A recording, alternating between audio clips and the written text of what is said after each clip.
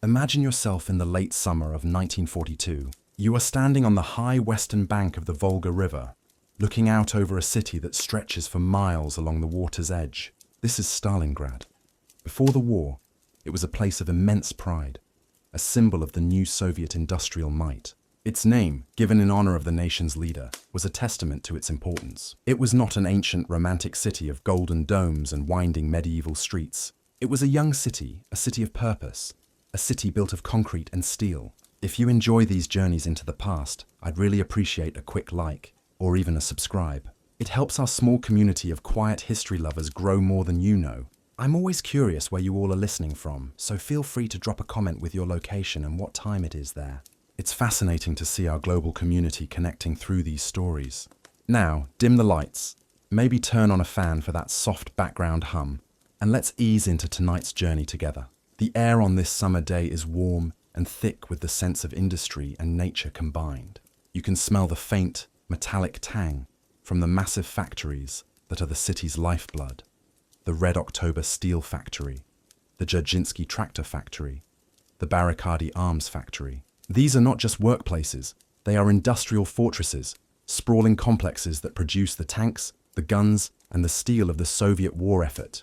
But mixed with that industrial scent is the smell of the river itself, a fresh, earthy aroma, and the scent of dust from the vast, open steppe that stretches out endlessly to the west. The city itself is a long, narrow ribbon, clinging to the riverbank. It is a city of wide boulevards, imposing neoclassical administrative buildings, and vast, uniform apartment blocks, all constructed with the grand, solid functionality of Stalinist architecture. It is a city of parks and public squares, where children play under the watchful eyes of statues of political leaders. It is a city of over 500,000 people, engineers, factory workers, doctors, teachers, families. They live their lives to the rhythm of the factory whistle and the seasonal ebb and flow of the great river. Life here is not easy. It is a life of hard work, of state-controlled routines, and of a quiet, ever-present political watchfulness. But it is a life. It has a rhythm, a predictability. The trams run on time. The bread shops open in the morning. The children go to school. In this late summer, however, a new sound has begun to intrude upon this familiar rhythm. It is a distant, low rumble from the west, a sound like faraway thunder, even on a clear day. It is the sound of the war, a war that for many in this city had felt distant, a struggle happening hundreds of miles away in places like Moscow and Leningrad. But now the thunder is growing louder each day. The German Sixth Army, the victors of France, the conquerors of Ukraine, are advancing across the steppe. Their goal is twofold: to cut the vital supply lines that run up the Volga River and to capture the city that bears Stalin's name. A prize of immense symbolic and strategic value. The city begins to change. The rhythm of daily life is disrupted. The factories, which once produced tractors, are now working around the clock, churning out T-34 tanks. The faces of the people on the streets are etched with a new kind of anxiety. Convoys of wounded soldiers from the front begin to arrive, filling the hospitals. Long lines of civilians, mostly women and children, begin to queue at the ferry landings, hoping to be evacuated to the safer eastern bank of the Volga. But the evacuation is slow, chaotic, and incomplete. The authorities, perhaps out of a desire to maintain morale, or perhaps out of a simple underestimation of the speed of the German advance, are reluctant to order a full-scale evacuation of the city's essential workers. Stalingrad is to be defended, and so hundreds of thousands of civilians remain, caught between the advancing army and the deep, wide river. You see the first real signs of the approaching storm in the sky. The familiar Soviet planes are replaced by the ominous shapes of German reconnaissance aircraft, flying high and untouchable. Then come the bombers. On August 23, 1942, the Luftwaffe unleashes a massive air raid. It is a deliberate act of terror bombing, designed to break the city's will to resist. For 2 days, wave after wave of bombers descend, dropping thousands of high explosive and incendiary bombs. Imagine the scene. The world dissolves into a deafening roar of explosions and the shriek of falling bombs. The grand concrete buildings crumble into dust. The wooden houses that make up much of the city's residential areas are instantly incinerated. Great plumes of black smoke rise into the sky, so thick that they blot out the sun, turning day into a terrifying, suffocating twilight. The streets you walked just yesterday are now impassable mountains of rubble, twisted metal, and shattered glass. The air is thick with the smell of burning wood, of cordite, and of death. The bombing is indiscriminate. It hits factories, apartments, schools, and hospitals. In a single 48-hour period, the vibrant living city of Stalingrad is transformed into a smoking, shattered ruin. Tens of thousands of civilians are killed, their lives extinguished in an instant. The survivors are left dazed, shocked, their world literally torn apart around them. This act of destruction, however, does not have its intended effect. It does not break the spirit of the city, it hardens it. The survivors, who have lost their homes, their possessions, their loved ones, are filled with a cold, desperate fury. The very destruction of the city transforms it into something else. It is no longer a place of open boulevards and grand squares. It is now a labyrinth of ruins, a maze of collapsed buildings, shattered factories, and deep rubble-filled craters. And a labyrinth for an invading army is a death trap. The Germans had expected to take the city in a matter of days. Instead, they find themselves drawn into a new kind of war, a war they are unprepared for. This is not the swift mechanized blitzkrieg of the open steppe. This is Rattenkrieg, the Rat War. As autumn begins, the German Sixth Army enters the city itself. They come with their tanks, their artillery, their overwhelming superiority in machines and training. But their machines are of little use here. The tanks cannot navigate the narrow, rubble-choked streets. The fighting becomes a slow, brutal, house-to-house and even room-to-room struggle. Every ruined building is a fortress. Every pile of rubble is a machine gun nest. Every sewer tunnel is a potential avenue of attack or escape for the Soviet defenders. The seasons are turning. The warm, dry air of the summer gives way to the cool, damp winds of autumn. A persistent, drizzling rain begins to fall, turning the dust and ash of the ruined city into a thick, clinging mud. The days grow shorter, the nights longer and colder. The brilliant blue sky of summer is replaced by a low, oppressive grey ceiling of cloud. For both the German attackers and the Soviet defenders, life becomes a miserable, troglodytic existence. Imagine yourself now as a soldier in this landscape. Whether German or Soviet, your experience is defined by the same grim realities. You live in a hole. Your world is a cellar. The basement of a ruined building. A hastily dug trench in a shattered factory yard. You are constantly damp, constantly cold. Your uniform is caked in a mixture of mud, brick dust, and soot. You are surrounded by the smell of decay, the sweet, cloying odor of the thousands of unburied bodies that lie in the rubble around you, a smell that the autumn chill does not entirely suppress. The rhythm of your life is governed by the proximity of the enemy. The front line is not a clear, continuous line on a map. It is a fluid, chaotic, and terrifyingly intimate affair. The enemy is not a distant figure on a faraway hill. He is in the next room. He is on the other side of a wall. He is in the basement below you, or on the floor above. The fighting is personal, brutal, and incessant. It is a war fought with grenades, submachine guns, sharpened spades, and bare hands. A single building, a single strategic staircase, can be fought over for days, changing hands multiple times, the floor becoming a carpet of spent shell casings and fallen men. Food is a constant obsession. For the Soviet defenders, supplied precariously from the eastern bank of the Volga under constant German artillery and air attack, rations are meager. You might receive a piece of hard black bread, a thin soup made from whatever vegetables can be found, and if you are lucky, a small portion of salted fish. For the German soldiers, at this stage, the supply lines are still open, and the rations are better. But even they are beginning to feel the strain. The diet is monotonous, heavy on canned meat and dense bread, and the fresh vegetables of summer are a distant memory.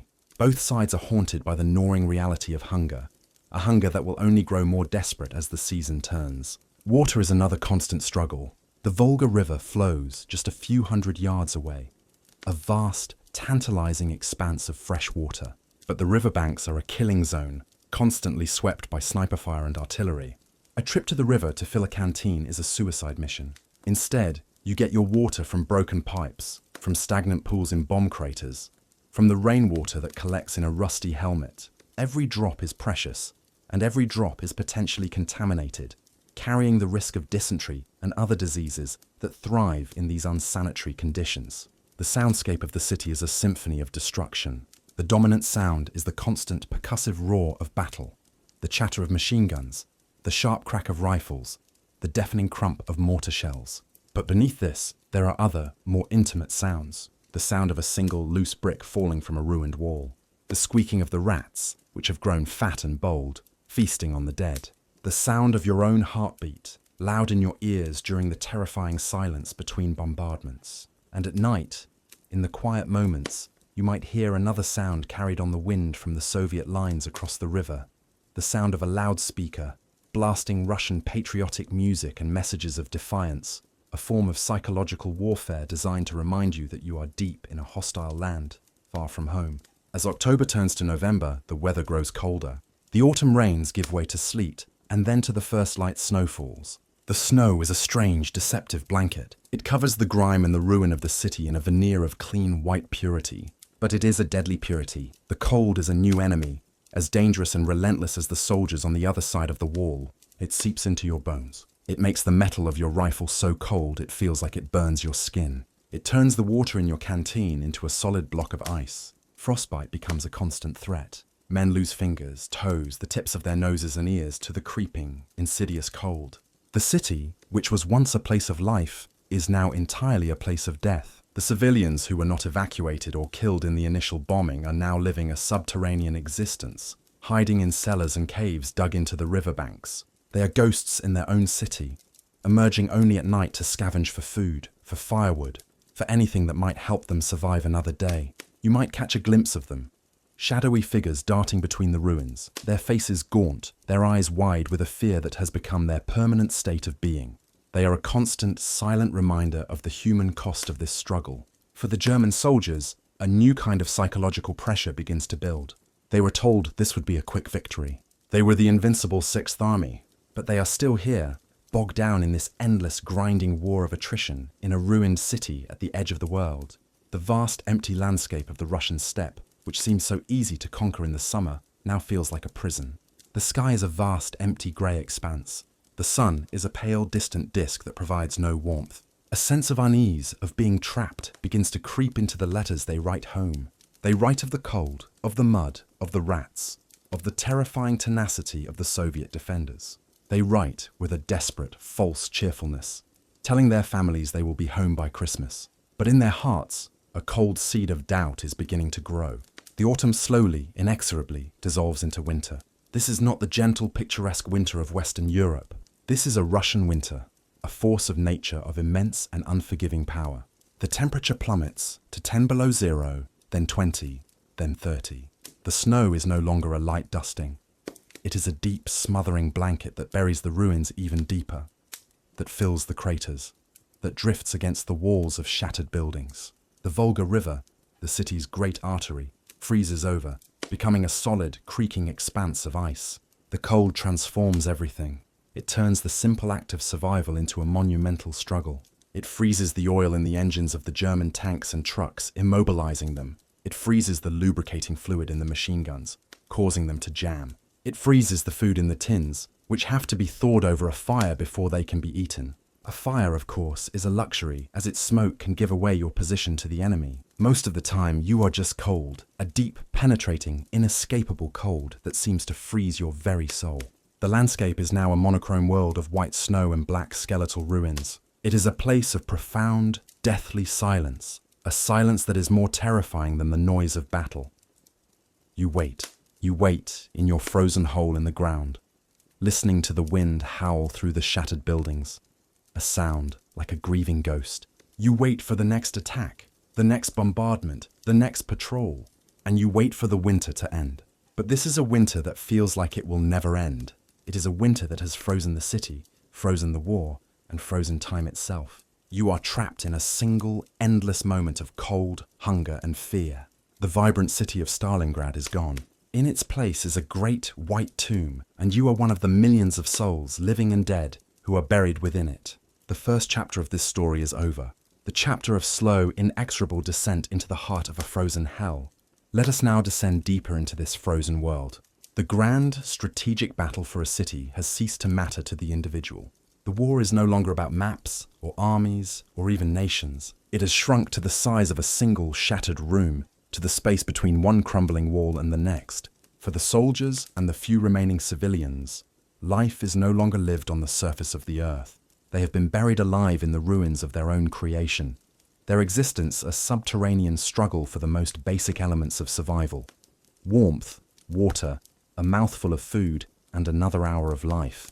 Imagine your new home. It is not a house, not even a tent. It is a space carved out of the chaos. Perhaps you are a Soviet soldier, and your platoon has taken up residence in the cavernous skeletal remains of a factory workshop. The great steel roof has been peeled back by explosions, leaving the twisted girders exposed to the grey sky like the ribs of some immense dead creature.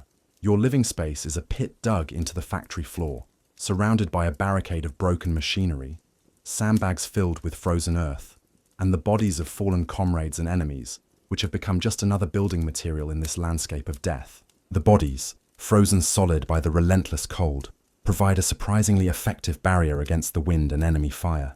You try not to think about who they were. They are simply part of the geography of your new world. Or perhaps you are a German soldier, part of a squad that has occupied the basement of what was once a grand apartment building on a wide boulevard. The building above you is a hollowed-out shell, its elegant facade pockmarked with shell holes, its windows black, empty eyes staring out at the devastation. But down here in the cellar, you have a degree of shelter. You have thick stone walls around you, and a ceiling of concrete and rubble that offers some protection from the constant random shelling. This small, dark space, smelling of damp earth, unwashed bodies, and stale cigarette smoke, is your entire universe. You have partitioned it with bits of salvaged furniture and ragged blankets, creating tiny, cramped spaces for each man. A fragile illusion of privacy in a world where all privacy has been obliterated. The living conditions are a slow, grinding assault on the human body and spirit. The first and most constant enemy is the cold. The Russian winter is not a passive force. It is an active, malevolent entity. It finds every crack in your shelter, every gap in your clothing. You wear every piece of clothing you possess, layering your uniform with scavenged sweaters, with strips of blanket, with newspapers stuffed under your shirt for insulation. But it is never enough. The cold is a physical weight, a pressure that settles deep into your bones. You huddle together for warmth. Men who in another life would be strangers, now pressed together in the darkness, sharing the meager heat of their own bodies. A fire is the ultimate luxury and a deadly risk. A small, smokeless fire, made from the splintered remains of a wooden chair or a doorframe, is a precious thing. You gather around it, your hands outstretched to its weak, flickering flame. The fire provides a small circle of warmth and light in the immense frozen darkness. It is a place to thaw a piece of frozen bread, to melt snow for a mouthful of lukewarm, smoky-tasting water. It is a place for quiet, whispered conversations, a temporary hearth that makes your hole in the ground feel, for a fleeting moment, almost like a home. But the light and smoke from your fire are a beacon to the enemy. A single spark seen by a sniper, a wisp of smoke spotted by an artillery observer, can bring a sudden, violent death raining down upon you. And so, most of the time you live in the cold and the dark. The darkness is near total. The short winter days are a dim, grey twilight, and the nights are an abyss of profound, impenetrable blackness. The only light comes from the flash of explosions on the horizon, the ghostly, greenish-white light of a German flare, or the sudden, terrifying glare of a fire started by an incendiary shell. You learn to navigate your small world by touch, your hands memorizing the shape of the rubble, the texture of the walls. Your other senses become heightened. Your hearing becomes incredibly acute. You learn to interpret the soundscape of the city, a language of survival. Listen. There is the high-pitched, whistling shriek of an incoming mortar shell, a sound that makes you flatten yourself against the ground, your muscles clenched. There is the deeper, rumbling roar of a Katyusha rocket barrage, the infamous Stalin's organ, a terrifying, overwhelming wave of sound and destruction. There is the sharp, solitary crack of a sniper's rifle, a sound that is followed by an even more terrifying silence, as you wait to hear if one of your comrades cries out. But there are other, quieter sounds. The creak of the ice on the frozen Volga, the sound of your own breathing, loud and ragged in the stillness of your shelter. The quiet, desperate prayers whispered by the man next to you in the darkness. And the most insidious sound of all, the constant gnawing sound of your own hunger. Food has become the central, obsessive focus of your existence. The organized system of rations has almost completely broken down. For the German soldiers of the 6th Army, the situation is becoming desperate. The daily ration, when it arrives, is a pitiful portion. A few ounces of bread, often frozen solid and mixed with sawdust to make it seem more substantial. A thin, watery soup, and perhaps a small piece of horse meat. The horses that pulled their supply wagons have all been slaughtered for food.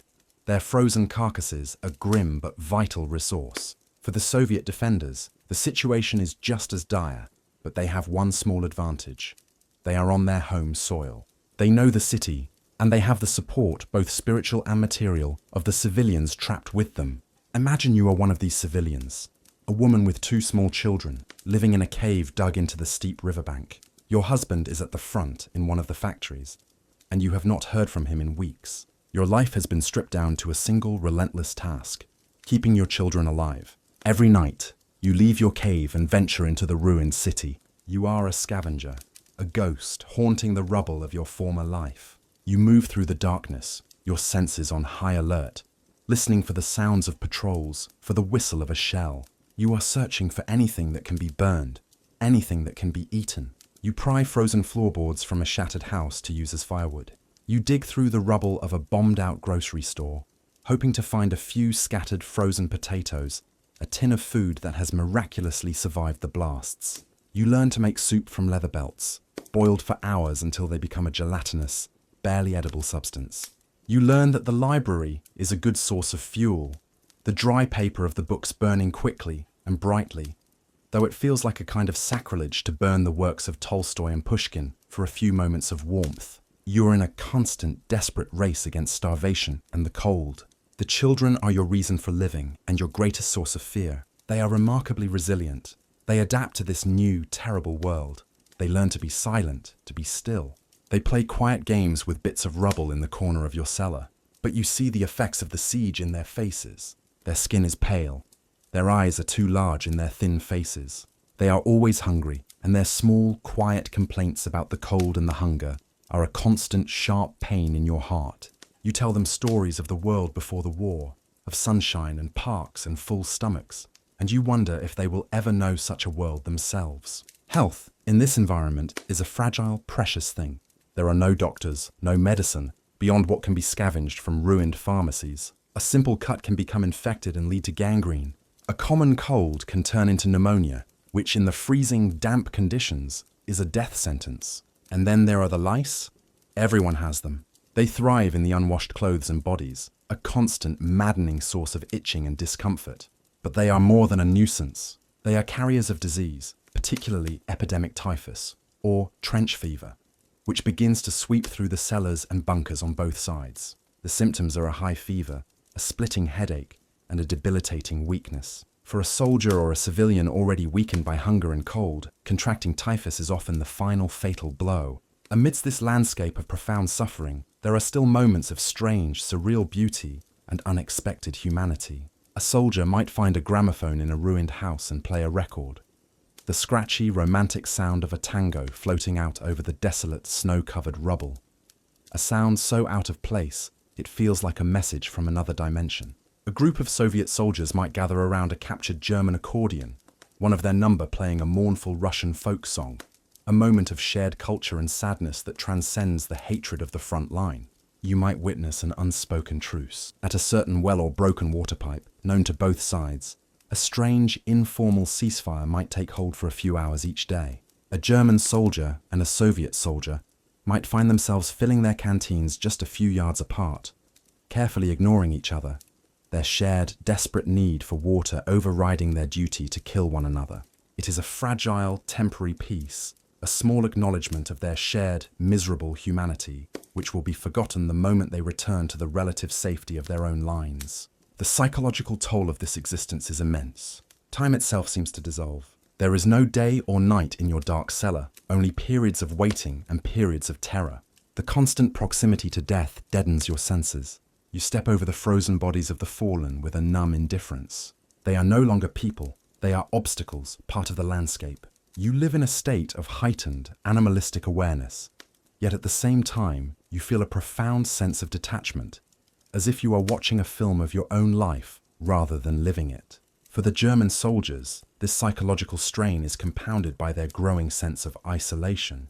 They are at the end of a long, tenuous supply line, deep inside a vast, hostile country.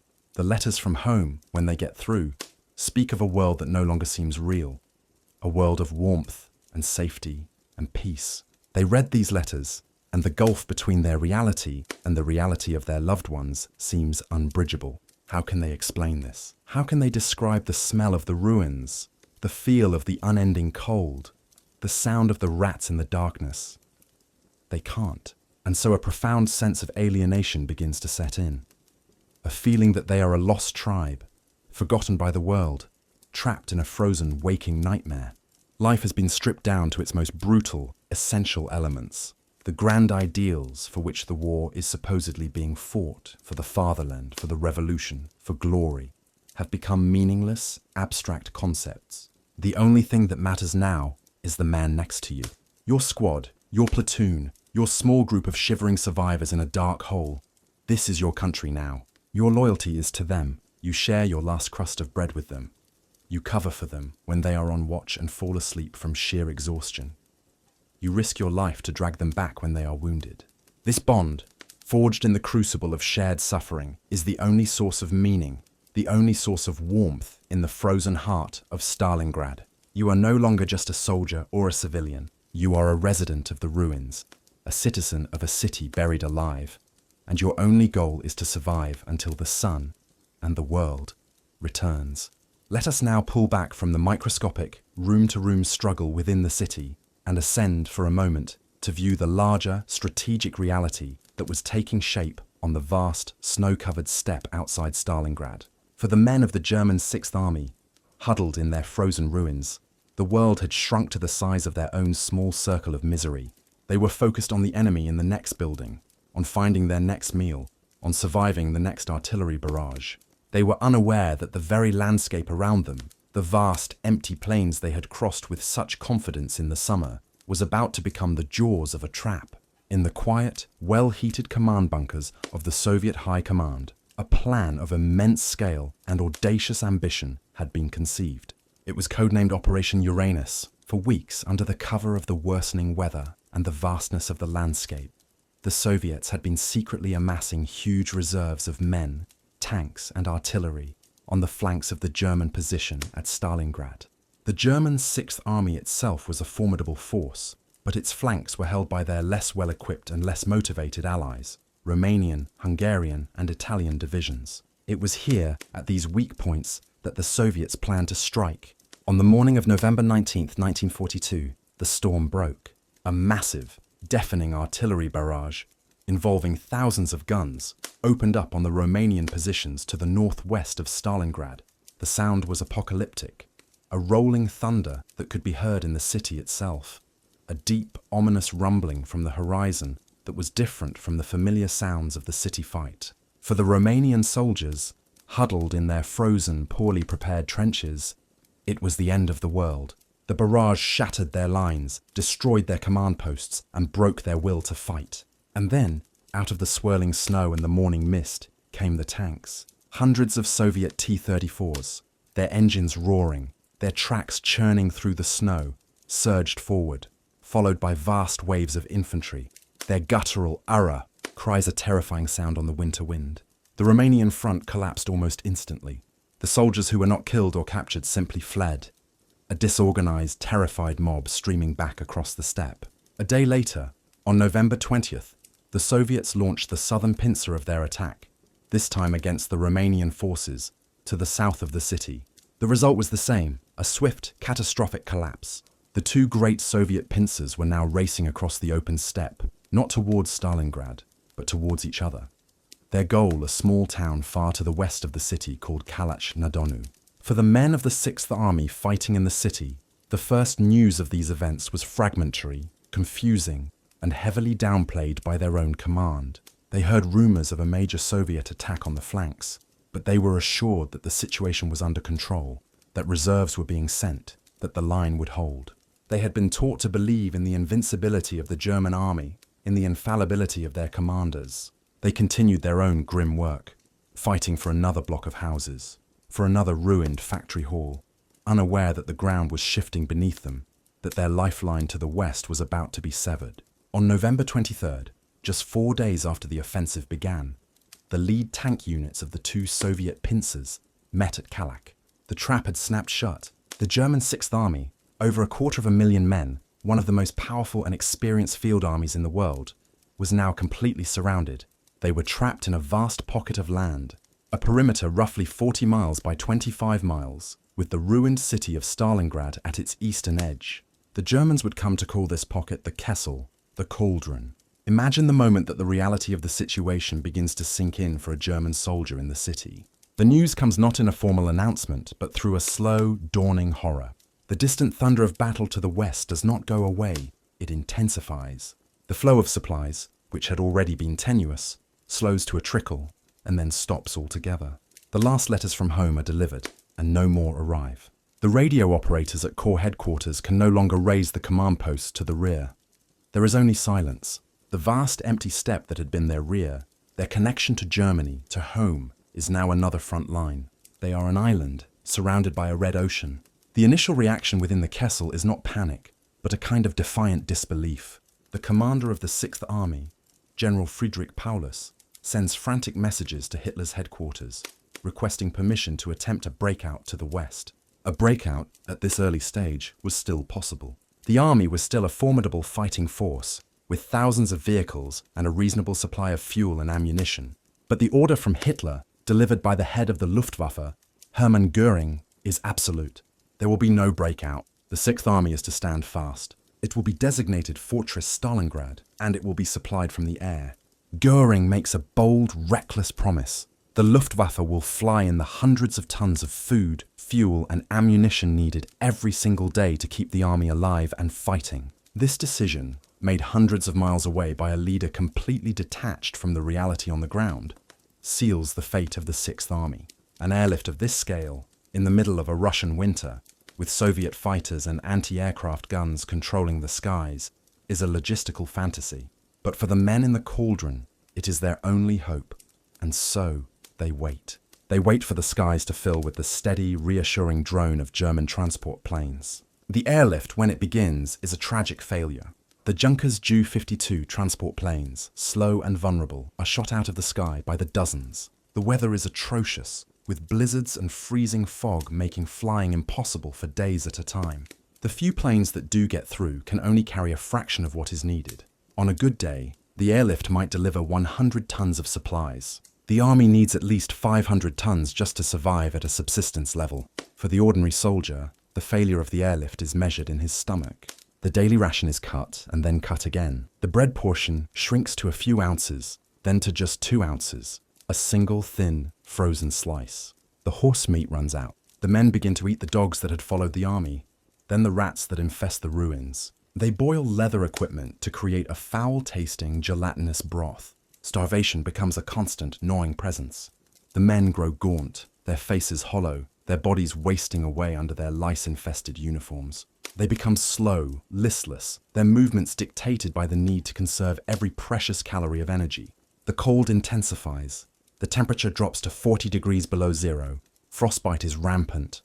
The men's leather boots freeze solid, and when they try to take them off, chunks of frozen flesh come away with them.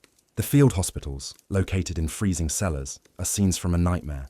There are no medicines, no bandages, no anesthetics. Surgery is performed on conscious men, their screams echoing in the frozen darkness. The wounded and the sick die by the thousands, their bodies simply stacked like cordwood outside the shelters, as the frozen ground is too hard to dig graves. The psychological state of the trapped army begins to disintegrate. The initial defiant confidence gives way to a grim, sullen resignation, and then to a profound, bottomless despair. The men retreat into themselves, into a state of apathetic stupor they call Kesselsucht, cauldron sickness. They cease to care about hygiene, about their duties, about anything other than the next rumor of a relief attempt, the next hope for a plane with food. The officers, the men who are supposed to maintain discipline and morale, are fighting their own desperate battles. Imagine yourself as a young lieutenant, responsible for the 30 or 40 men in your platoon. You must watch them slowly starving, slowly freezing to death, and you can do nothing.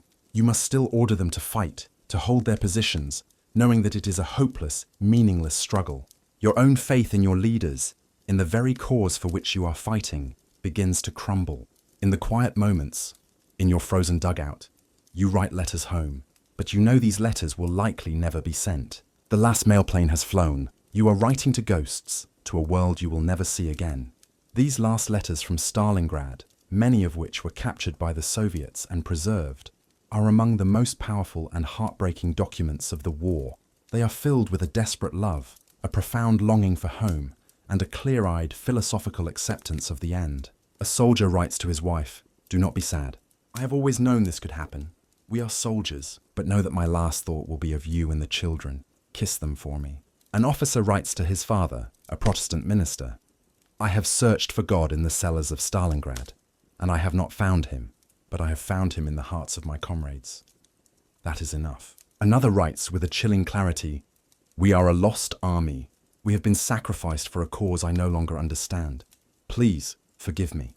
These are the words of men who know they are going to die, and who are trying, in their final moments, to make some sense of the senseless horror that has consumed them.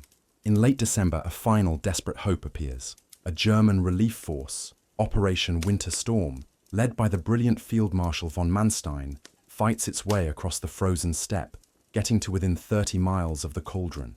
The men in the pocket can hear the sound of Manstein's guns. They can see the distant flashes of the battle on the horizon. Relief is at hand. All they need is the order from Paulus to break out and link up with Manstein's forces. But the order never comes. Hitler, still obsessed with the symbolic importance of holding the city, still clinging to the fantasy of Fortress Stalingrad, forbids the breakout attempt. Paulus, a loyal, unimaginative officer, obeys the order from his Führer rather than the dictates of military necessity and basic human compassion. Manstein's relief force, unable to break through on its own, is forced to withdraw. The last hope is extinguished. Now there is only the end. The Soviets, knowing the Sixth Army is on the verge of collapse, launch their final offensive, Operation Ring.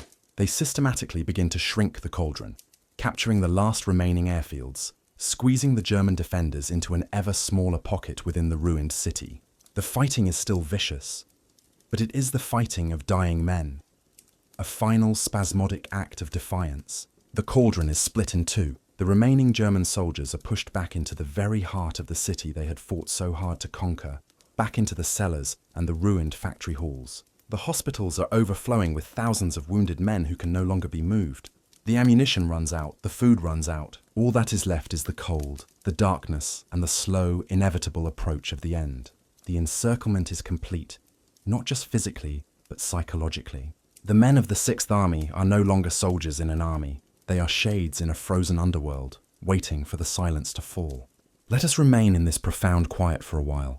For in early February of 1943, after months of relentless, deafening noise, the most shocking sound in Stalingrad was the sound of silence. The roar of battle, the shriek of shells, the chatter of machine guns, the constant, terrifying symphony of the Rattenkrieg faded, sputtered, and finally ceased. For the handful of survivors, both soldier and civilian, who had lived through the siege, this sudden peace was more disorienting and unsettling than the war itself. It was the silence of a graveyard, the quiet of a world that had ended.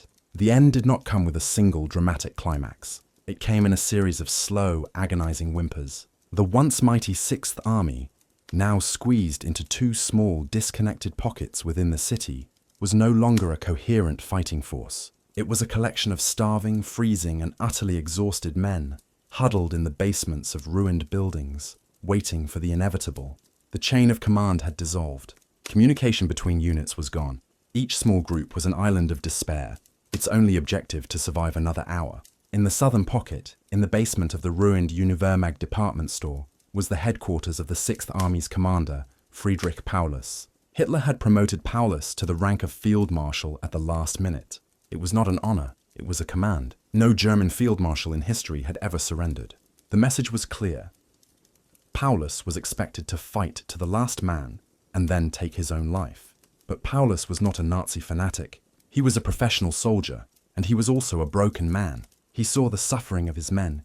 He knew the futility of any further resistance. He chose not to follow the unspoken order from his Führer. He chose to live. On the morning of January 31st, 1943, a young Soviet lieutenant and his small group of soldiers cautiously approached the Univermag building. There was no resistance. They found a German officer who informed them that General Paulus wished to surrender. The scene that followed was one of surreal, anticlimactic formality. The Soviet officers entered the cellar, a dim, foul-smelling space crowded with exhausted German staff officers. They found Paulus lying on a simple iron bed, unshaven, his uniform disheveled. He was ill and defeated. Through an interpreter, He formally surrendered his command and himself into Soviet captivity. The victor of France, the commander of Fortress Stalingrad, the newest field marshal of the Third Reich, was now a prisoner of war. The northern pocket, under the command of another general, held out for 2 more days. The fighting there was sporadic, a final reflexive twitch of a dying organism. But on February 2nd, they too surrendered. The battle for Stalingrad was over. Imagine yourself as one of the Soviet soldiers entering the surrendered German positions on that day. You are young, you are victorious, but you are also weary, having fought your way through the same frozen hell as your enemies. You step into a German bunker, your submachine gun ready, expecting a final, desperate fight. But there is no fight. Instead, you find a scene of silent, shocking misery. The bunker is filled with German soldiers, but they do not look like the arrogant supermen of the propaganda posters. They are skeletal figures with hollow eyes and frostbitten, blackened faces. Their uniforms are in rags. Many are too weak to stand. They look at you not with hatred, but with a profound, exhausted apathy. They are beyond fighting, beyond fear, beyond hope. They are simply waiting. The process of disarming them is quiet and methodical. You take their rifles, their pistols, their useless frozen machine guns. There is no resistance. You search them for food, for cigarettes, for anything of value. You find very little. Their pockets are filled with letters they will never send, with photographs of families they will never see again. You herd them out of their bunkers and cellars, into the blinding white light of the snow-covered city. They emerge, blinking, into a world they no longer recognize. They are a ghost army, a column of shuffling, skeletal figures in grey, making their way through the ruins. The scale of the surrender is immense. Over 91,000 German, Romanian and other Axis soldiers were taken prisoner in those final days. The Soviets, themselves short on food and resources, were completely overwhelmed by the number of captives.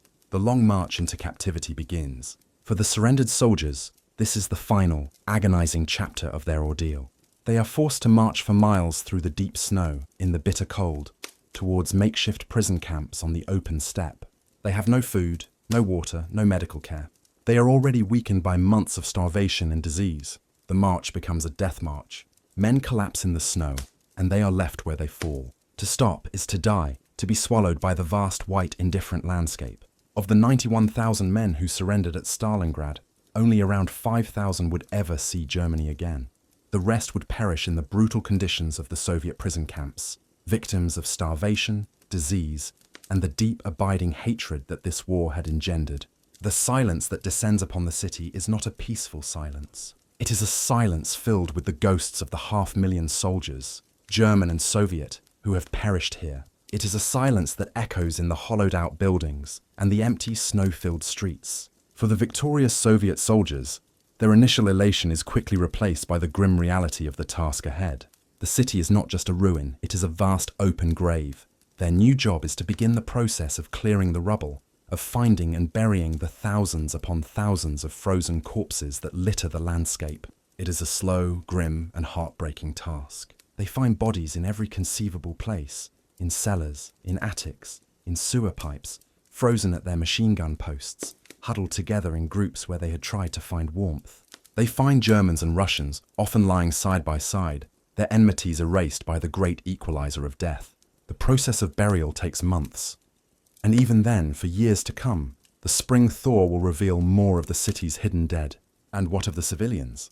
What of the people who had been buried alive in this city for over 5 months? One by one, they begin to emerge from their cellars and caves, like creatures from another world, blinking in the unaccustomed light. Imagine yourself as one of them, a woman who has survived the entire siege.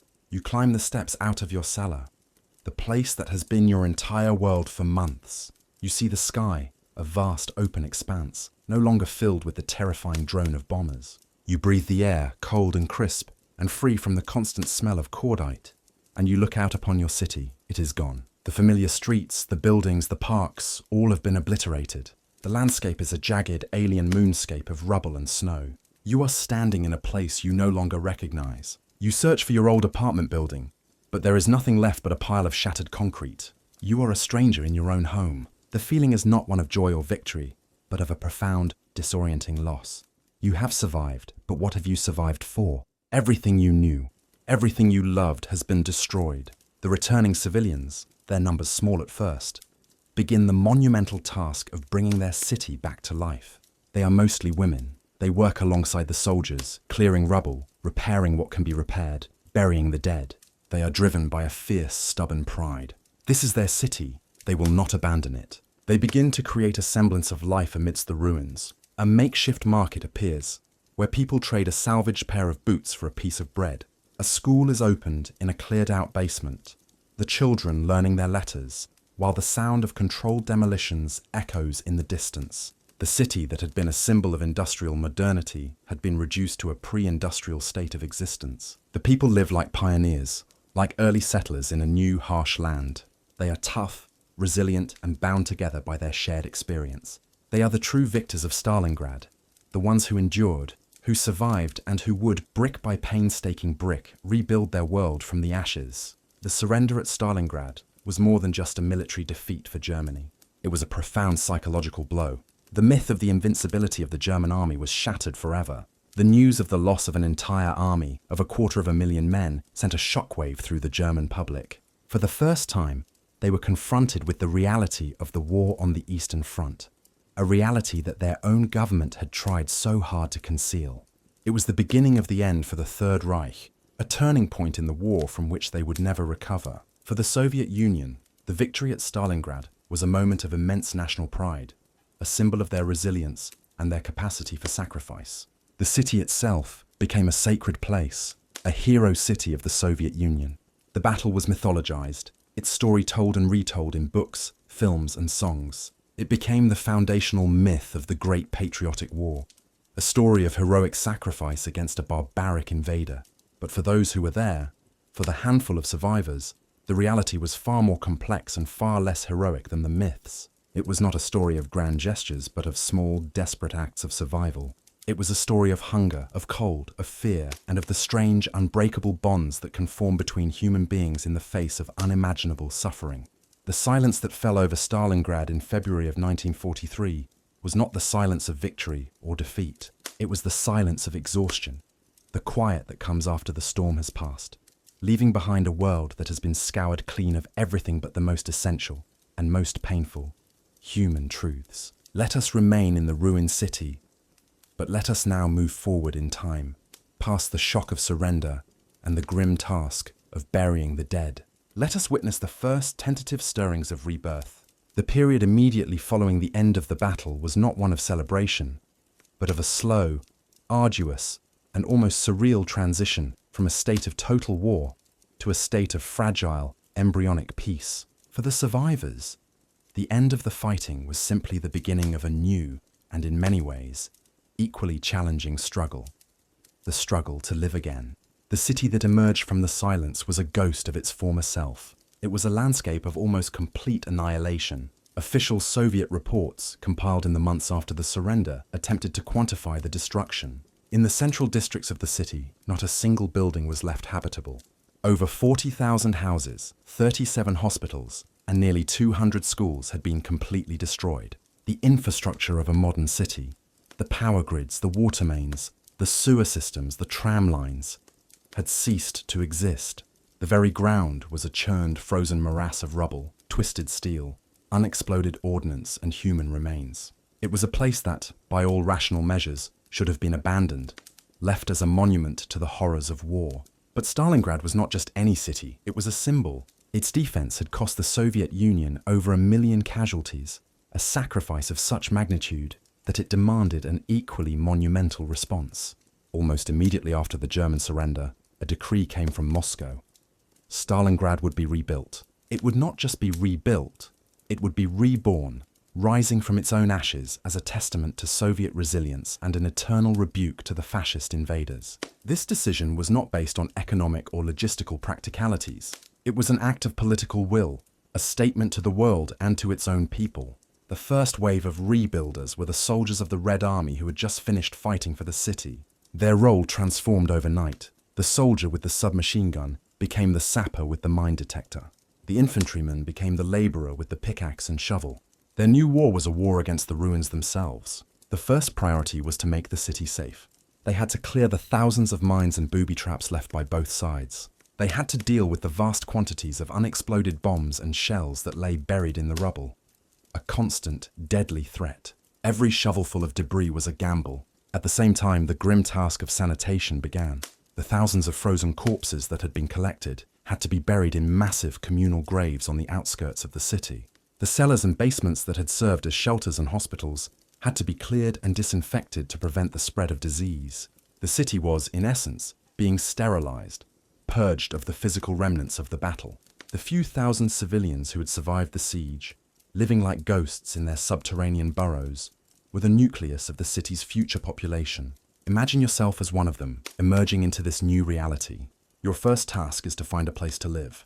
Your old apartment is a pile of rubble, so you, along with thousands of others, begin to construct makeshift shelters, known as zemlyanki. These were essentially dugouts, holes in the ground roofed over with salvaged timber, sheets of metal, and packed earth. They were cramped, dark, and damp, little more than hobbit holes, but they offered shelter from the still bitter wind and a space to call one's own. The ruined city became a landscape of these primitive dwellings, a strange, almost prehistoric-looking community rising amidst the shattered concrete of the 20th century. Life in the zemlyanki was a return to a basic, elemental existence. Water was still drawn from the Volga, or from melted snow. Food was provided by military field kitchens, a thin but life-sustaining soup and a daily ration of black bread. The currency of this new society was not money, but skill and barter. A man who could repair a pair of boots was a valuable member of the community. A woman who had managed to save a few needles and thread could trade her mending skills for a portion of someone else's ration. Life was communal, defined by a shared sense of purpose and a deep, unspoken understanding of their collective trauma. As the spring of 1943 arrived, the Great Thaw began, and with it came new challenges and new horrors. As the deep snow and ice melted, the city revealed more of its dead. The ground softened now, could finally be dug for proper graves. But the thaw also turned the shattered landscape into a vast, treacherous swamp of mud, and it released the full, terrible stench of decay that the winter had held in check. The risk of epidemic diseases like cholera and typhus became acute, but the spring also brought the first signs of genuine rebirth. The first and most symbolic act of reconstruction was the restoration of the central plaza, the square of fallen fighters. Here, women, who would form the backbone of the reconstruction effort, worked tirelessly, clearing the rubble by hand, brick by brick, often passing the debris down a human chain. On May 1st, 1943, just 3 months after the surrender, a May Day rally was held in the cleared square. It was a surreal event. A small crowd of survivors and soldiers gathered, surrounded by an utter wasteland of ruins, to listen to speeches and watch a parade. A single, battered tram, painstakingly repaired, was decorated with red banners and driven around the square, a symbol that the lifeblood of the city was beginning to flow once more. The factories, the industrial heart of the city, were a primary focus. Teams of engineers and workers began the Herculean task of clearing the wreckage. They sorted through the twisted steel and shattered concrete, salvaging what they could. They repaired machines that seemed beyond repair, using ingenuity and sheer brute force. The sound of machinery, a sound that had been silenced for months, began to be heard again in the city. It was the sound of defiance. The Dzerzhinsky tractor factory, which had been the scene of some of the most brutal fighting, produced its first repaired T-34 tank just a few months after the battle ended. This was a victory as significant as any won on the battlefield.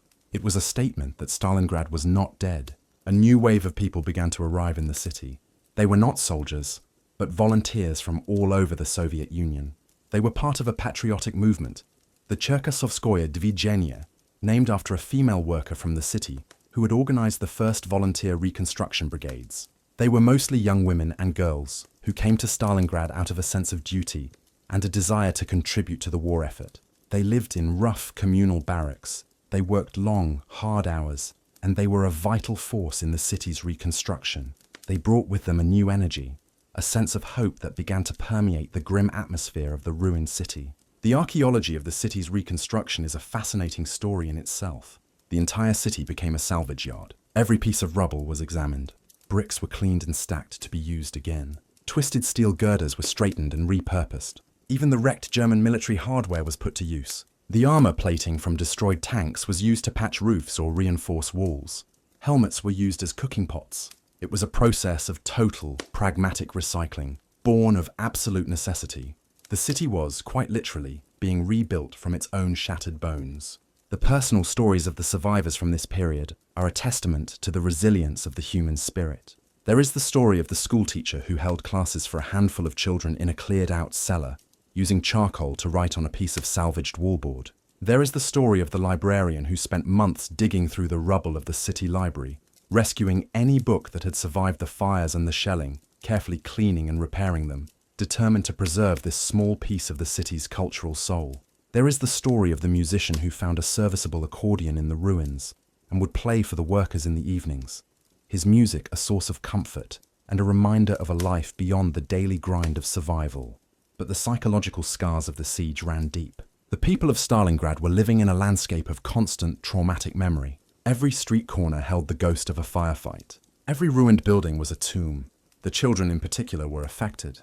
Their games were war games. They played Germans and Russians in the ruins, using real rusted helmets and deactivated rifles they found in the rubble. For them, this world of destruction was the only world they had ever known.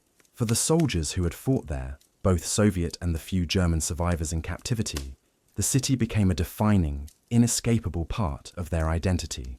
The Stalingradцы, the veterans of the battle, were held in high honor in the Soviet Union, but they carried the weight of what they had seen for the rest of their lives. They suffered from nightmares, from survivors' guilt, from a sense of detachment from the normal world that had not shared their experience. The battle had forged them into something new, something harder, and it had left a permanent mark on their souls.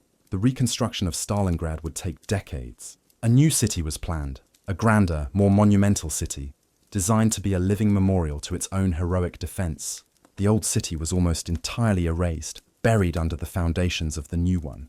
Today, the city, now known as Volgograd, is a modern, thriving metropolis. But the memory of the battle is everywhere.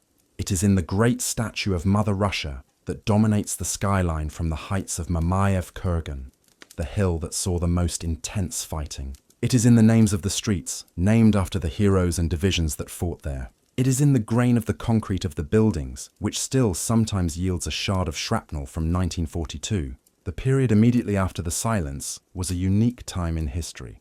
It was a time of immense suffering, but also of immense collective purpose. It was a time when a community, stripped of everything, was forced to rediscover the most basic principles of human cooperation and resilience. The story of the reconstruction of Stalingrad is not as dramatic as the story of the battle itself, but it is, in its own way, just as powerful. It is a story about the slow, painful, and deeply human process of turning a graveyard back into a home. It is a testament to the idea that even after the most profound destruction, life, stubbornly and tenaciously, finds a way to begin again. Let us now lift our gaze from the reborn city streets and focus on a single, dominant feature of the landscape, a place that, more than any other, has come to embody the memory and the meaning of the battle. It is not a building nor a monument in the traditional sense. It is a piece of earth, a hill, known to the soldiers by its tactical designation on their maps, height 102. Today, it is known to the world as Mamayev Kurgan. This hill, rising gently from the flat plains beside the Volga, was the strategic key to the entire city of Stalingrad. From its summit, a commander could survey the whole of the city, the river, and the surrounding steppe. Its slopes offered a clear field of fire for artillery and machine guns. To control Mamayev Kurgan was to control Stalingrad, and for this reason, this unassuming hill became the scene of some of the most concentrated, relentless, and savage fighting of the entire Second World War. Before the battle, Mamayev Kurgan was a place of quiet recreation for the citizens of Stalingrad. It was a grassy, open space where families would have picnics in the summer, where children would fly kites, where young couples would walk in the evenings, looking out at the panoramic view of their bustling, industrial city. It was a place of peace. In the autumn of 1942, it became the epicenter of hell. Imagine the struggle for this piece of ground. The hill changed hands dozens of times over the course of the battle. One day, it would be held by the Soviets, who would dig themselves into its slopes, turning it into a fortress of trenches and bunkers. The next day, the Germans would launch a massive assault, preceded by a deafening artillery barrage and waves of Stuka dive bombers, their sirens wailing, a sound designed to terrorize. The Germans would take the summit at a horrific cost, only to be met by a ferocious Soviet counterattack the following day. The fighting here was not measured in yards, but in feet. It was a primal struggle for a patch of scorched, blood-soaked earth. The intensity of the shelling was so great that the very shape of the hill was altered. It was said that on the day after the battle ended, Mamayev Kurgan was not covered in snow, but in a thick, dense layer of metal, shrapnel from the millions of bombs, shells, and mortars that had rained down upon it. The soil itself was so thoroughly churned and mixed with metal fragments that it remained barren for years after the war, a testament to the sheer, concentrated violence it had endured. The soldiers who fought here had a saying, "To be on Mamayev Kurgan is to be on the brink of death." The life expectancy of a soldier, Soviet or German, sent to the front lines on the hill was often measured in hours. It was a meat grinder, a place that consumed men with an insatiable appetite. And yet they kept fighting. They fought with a savage tenacity, a refusal to yield that went beyond tactics, beyond strategy, beyond reason itself. The hill became more than just a strategic objective. It became a symbol. For the Soviets, to hold the hill was to hold the heart of their city. For the Germans, to take it was to break the will of the defenders once and for all. After the battle, when the silence fell, Mamayev Kurgan stood as a silent, scarred witness to the immense human cost of the victory. The process of clearing the hill was a long and somber one. The bodies of thousands of soldiers were recovered from its slopes, often lying where they had fallen, their frozen forms preserved in the attitudes of their final, desperate struggle. It was clear, almost immediately, that this was not just a piece of ground. It was a sacred place. It was a vast, unmarked cemetery. In the years following the war, as the city of Stalingrad was being rebuilt, a decision was made to transform Mamayev Kurgan into a national memorial, a place to honor the dead and to commemorate the victory that had been won at such a terrible price. A great design competition was held, and the vision that was chosen was one of immense, almost overwhelming scale and emotional power, created by the sculptor Yevgeny Vuchetich. The construction of the memorial complex would take nearly a decade, a project on a scale to match the battle it was meant to honor. To visit Mamayev Kurgan today is not just to visit a historical site. It is to undertake a pilgrimage, a carefully choreographed journey through memory and grief. You begin at the foot of the hill in a wide, open square. From here, you begin your ascent, not up a simple path, but up a grand, ceremonial staircase of 200 steps, one step for each of the 200 days of the Battle of Stalingrad. As you climb, you are flanked by high walls covered in epic, heroic bas-reliefs depicting scenes from the battle, soldiers in combat, nurses tending the wounded, civilians working in the factories. The style is one of heroic socialist realism, but the effect is undeniably powerful. The staircase leads you to the square of those who stood to the death. Here, in the center of a large circular pool of water, stands a single, monumental figure. It is the statue of a Soviet soldier, his body muscular and defiant, clutching a submachine gun and a grenade. His face is a mask of grim, unbreakable determination. He is not an idealized hero. He is a man of the earth, a symbol of the raw, stubborn courage of the ordinary soldier who refused to take a step back.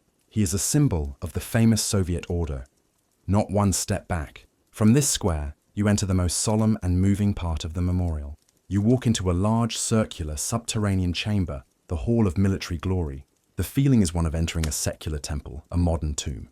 The walls are covered in thousands of names, the names of the Soviet soldiers who died in the battle, inscribed on great banners of golden mosaic tile. The light is dim, and a somber, mournful piece of music by the composer Robert Schumann plays softly, a constant looping requiem for the fallen. In the center of the hall, a giant sculpted hand emerges from the floor, holding aloft an eternal flame.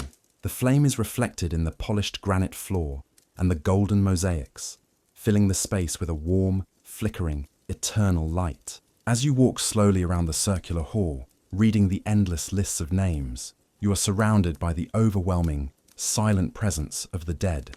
It is a place of profound, contemplative sadness, a space designed to make you feel the immense individual human cost of the victory. Two soldiers, dressed in ceremonial uniforms, stand at motionless guard beside the flame, their shifts changing with a slow, precise, and silent ritual. When you emerge from the Hall of Military Glory, back into the open air, the path leads you upwards, towards the summit of the hill. You pass by a large, shallow reflecting pool, a lake of tears, a place for quiet contemplation. And then, as you reach the summit, You are confronted with the memorial's final, breathtaking centerpiece. Rising high above you, dominating the entire landscape for miles around, is the statue of Rodina Matzoviot. The Motherland Calls. It is a statue of almost unimaginable scale. At the time of its completion in 1967, it was the largest freestanding statue in the world. It depicts a colossal female figure, the personification of the Russian motherland. She is striding forward, her mouth open in a silent, powerful cry, her right arm holding aloft a massive steel sword, her left arm gesturing, calling her sons to come and defend her. Her robes flow behind her, creating a sense of dynamic, unstoppable movement. It is not a statue of gentle, maternal comfort. It is a terrifying, awesome figure, a goddess of righteous fury and of victory won at a terrible price. It is both a celebration of the triumph and a profound expression of the grief and the anger of a nation that endured so much. To stand at its base and look up at this immense figure against the vast, open sky of the steppe is to feel a sense of awe, to be humbled by the scale of the history that took place on this small patch of earth. Mamayev Kurgan is more than a war memorial. It is a landscape of memory. Every path, every statue, every stone is part of a carefully constructed narrative, a story designed to guide the visitor through a complex emotional journey, from the heroic struggle to the solemn grief for the dead, to the final, triumphant, and yet sorrowful victory. It is a place that does not allow you to forget. It forces you to confront the scale of the sacrifice, to feel the weight of the history that is buried literally beneath your feet. For the people of Volgograd, the hill remains a central part of their civic and personal lives. It is a place where newlyweds come to lay flowers after their wedding ceremonies, a gesture connecting their new life together with the sacrifice that made it possible. It is a place where schoolchildren come on field trips to learn the story of their city's defining moment. And it is a place where old veterans, their numbers dwindling with each passing year, would come to sit in silence, to be with the ghosts of their comrades, to remember a time when they were young, and when they fought on this hill for the fate of the world. To think of Mamayev Kurgan is to think about how we remember. How does a society process a trauma of this magnitude? How does it transform a landscape of unimaginable horror into a place of sacred memory? The hill is one answer to that question. It is an attempt to give shape, form, and meaning to an event that almost defies comprehension. It is a story told in stone and concrete and eternal fire. It is a quiet, powerful, and deeply moving place, a final, silent testament to the ordinary men and women who were caught up in the storm of history, and who, on this small hill on the banks of the Volga, stood to the death, and in doing so, changed the world forever. Let us now retreat from the monumental stage of Mamayev Kurgan and return to the more personal, human scale of memory. A great battle like Stalingrad does not end when the shooting stops. It continues to be fought, over and over again, in the minds of those who survived it, in the stories they tell, and in the very fabric of the city they rebuilt. The legacy of the battle is not just in the grand statues and the official histories. It is in the quiet, often unspoken ways that a profound collective trauma is passed down through generations. After the war, the city of Stalingrad, rebuilt and renamed Volgograd in the 1960s during the period of de-Stalinization, became a place of pilgrimage. People from all over the Soviet Union and later the world came to see the place where the tide of the war had turned. But for the actual residents of the city, the Stalingradцы, their relationship with the past was far more complex. They lived every day in a city that was both a symbol of their immense suffering and a monument to their heroic endurance. Imagine growing up in the Volgograd of the 1950s or 60s. You are a child playing in the new, wide, optimistic boulevards of the rebuilt city, but your world is full of ghosts. Your grandmother refuses to talk about the winter of 1942, but you see a look in her eyes, a deep, distant sadness when the winter snows begin to fall. Your grandfather, a veteran of the fighting in the Red October factory, has a collection of shrapnel scars on his arms that he dismisses with a wave of his hand. He too is silent about the details. The adults around you seem to share a secret, a common memory so vast and painful that it cannot be put into words. But the evidence is everywhere. As a child, you might dig in your own backyard and find a piece of rusted metal, a spent bullet casing, or, more grimly, a fragment of bone. The past is not in a museum, it is literally under your feet. The entire city is an archaeological site. You learn the geography of your home not just by its new street names, but by the names of the old battles. You know that the park where you play was once the scene of a desperate firefight. You know that the foundation of your apartment building is laid over the rubble of another that was fought for, room by room. The battle is not history, it is part of the soil, part of the air you breathe. The official memory of the battle, as promoted by the Soviet state, was one of pure, uncomplicated heroism. It was a story of a united people, led by the wisdom of the Communist Party and the genius of its military commanders, rising up to defeat a monstrous, inhuman enemy. The propaganda posters, the school textbooks, the official ceremonies, all told this same story. It was a story of collective sacrifice and glorious victory. And in many ways, it was a true story. The courage and resilience of the city's defenders were undeniable. But this official narrative left little room for the other, more difficult truths of the battle. It had no space for the chaos, the confusion, the terrible mistakes made by commanders on both sides. It had no space for the profound, soul-crushing fear that every soldier felt. It had no space for the moments of moral ambiguity, for the Soviet secret police, the NKVD, who set up blocking units behind their own lines with orders to shoot any soldier who tried to retreat. It had no space for the sheer, random, senseless luck that determined who lived and who died. The veterans themselves, when they gathered, often spoke a different language. In the privacy of their own company, over a bottle of vodka, the official story would fall away, replaced by a more fragmented, personal, and human collection of memories. They would not talk of heroism, they would talk of the cold, they would talk of the hunger, they would talk of the rats, they would talk about the friend who died beside them, not in a glorious charge, but from a random piece of shrapnel or a typhus-bearing louse. They would talk about the small, strange, surreal details that had stuck in their minds. The taste of soup made from wallpaper paste. The sight of a piano sitting incongruously intact in the middle of a completely ruined street. The sound of a German soldier crying for his mother in the darkness. These were the real memories, the small, sharp, human fragments that the grand official narrative could not contain. On the other side, for the few German survivors, the memory of Stalingrad was a source of profound, lifelong trauma and a complex sense of shame. They returned to a country that was trying to forget, to rebuild, to move on from the horrors of the Nazi regime. There was little appetite for the stories of the defeated. The survivors of Stalingrad were not heroes. They were living symbols of a catastrophic failure, a disastrous miscalculation. Many of them never spoke of their experiences, not even to their own families. They buried the memories deep inside, but the ghosts of the Kessel remained. They were haunted by the faces of the comrades they had left behind, by the knowledge of the atrocities committed in their name, and by the gnawing question that would follow them for the rest of their lives. Why did I survive when so many others did not? The story of Stalingrad, as we understand it today, has been pieced together from these multiple, often conflicting, sources of memory. We have the official Soviet histories, with their narrative of unwavering heroism. We have the German military records, with their cold, bureaucratic accounting of disaster. We have the letters and diaries of the soldiers on both sides, which give us a glimpse into their inner worlds of fear and hope. And we have the oral histories of the civilian survivors, the quiet, often overlooked voices of those who were caught in the crossfire. Each of these sources tells a part of the story, and only by listening to all of them can we begin to approach the immense, complex truth of what happened in that city. What the city remembered then was not a single simple story, but a layered and complex tapestry of human experience. It remembered the pride of its industrial past, the terror of the bombing, the savage intimacy of the street fighting, the slow, grinding misery of the siege, the grim silence of the surrender, and the heroic, exhausting labor of its own rebirth.